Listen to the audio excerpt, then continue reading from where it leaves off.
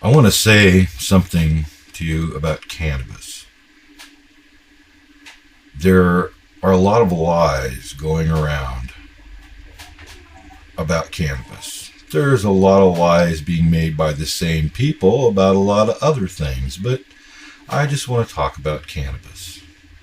The first lie is the name that's assigned to it by these prohibitionists, and it's marijuana.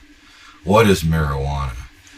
Well, until reefer madness came along in the 30s, nobody had a clue. The only thing that anybody knew about marijuana is that there was this rather obscure part of the Mexican Revolution. It was a song called La Cucaracha, in which there's a line, marijuana que fumar, which the lobbyists and the politicians, which had other agendas in the 30s, used as a means to create a connotative aspect to cannabis, to obscure the truth about cannabis.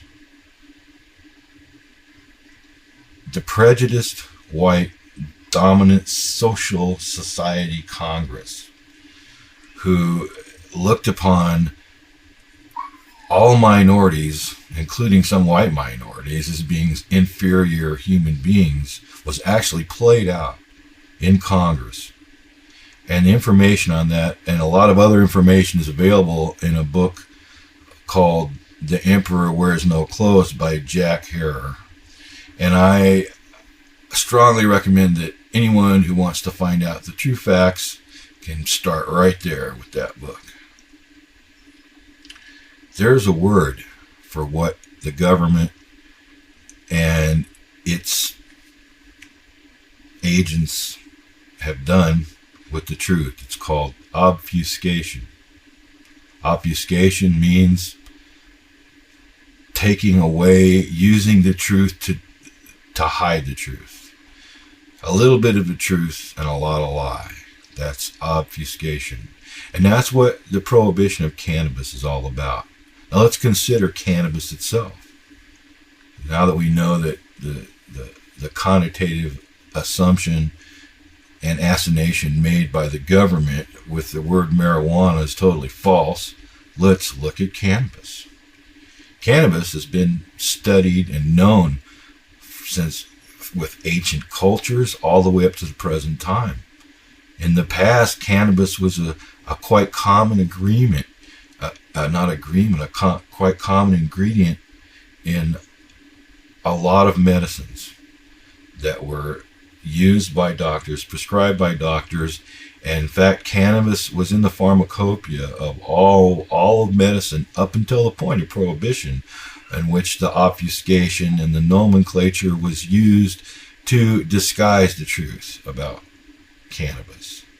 Cannabis is a wonder plant. It can be used for fuel. Its fiber can be used for paper, plastics, building materials, stronger and longer lasting than lumber milled by fir.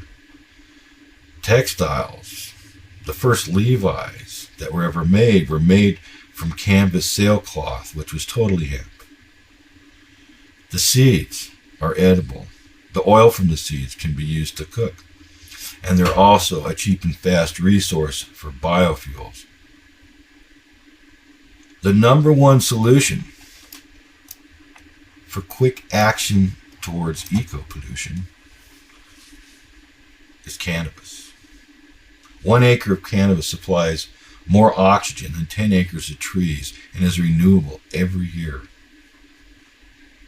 If cannabis was planted on the rooftops of the cities all across America, the amount of carbon dioxide and carbon monoxide in the local atmosphere would be reduced to pre-industrial levels. These are all facts. There's many, many more. And I'm not going to go on a diatribe. I just had to say something about it. And to say, people, you have to look. You can't listen to what your government is telling you. If you don't know by now that they've been pulling the wool over your eyes, then look again. And cannabis is just one issue. but it's the crux issue because it's an issue of personal liberty and personal choice.